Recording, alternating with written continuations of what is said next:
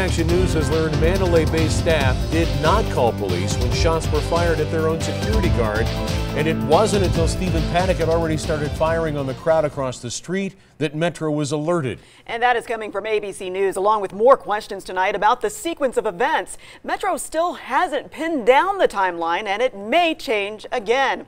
Contact 13 investigative reporter Joe Bartels is here with the latest. Joe. Well, Stephen, Carla, this shooting has been a major contention in terms of the timing of this from the very beginning here. And now the word is spreading that security did not tell police about the initial shooting, which is now raising even more questions about how and when things really went down.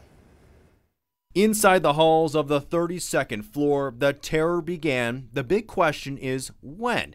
Now we are hearing the first signs that the outside world would change forever.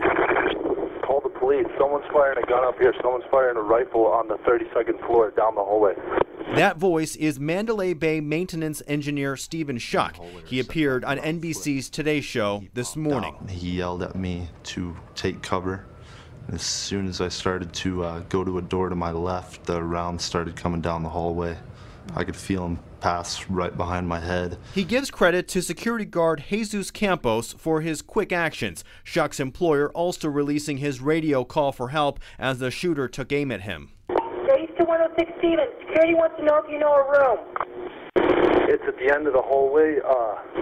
I can't tell you what room. He looked like he fired down the hallway when I got close to the door. MGM also releasing this statement, calling into question just how accurate the police timeline of events is, saying in part, quote, "We cannot be certain about the most recent timeline that has been communicated publicly, and we believe what is currently being expressed may not be accurate."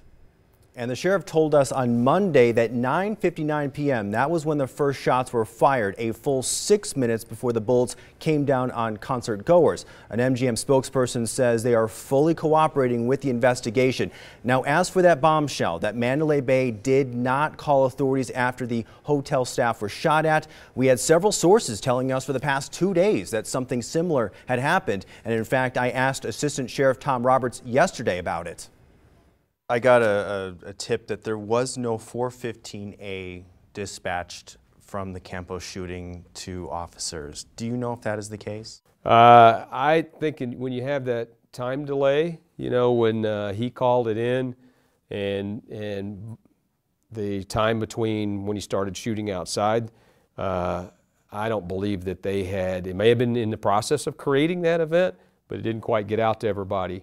And now we have some more answers. The 415A in that question means a shooting in police lingo, and now we know why it was not dispatched or communicated, because ABC News is reporting security did not call it in, and therefore Metro really never knew about it. And now we just got off the phone with an MGM spokesperson, and they are telling us they are not going to comment on this new report here, so we will certainly be following this very closely, guys. Yesterday we heard the timeline was probably going to change, and it only took 24 hours. Yep, absolutely. Right, and it could change again. Yep, by Friday we expect to have perhaps a more firm, accurate timeline is what we're hearing from Metro. Thanks, Joe. Yep.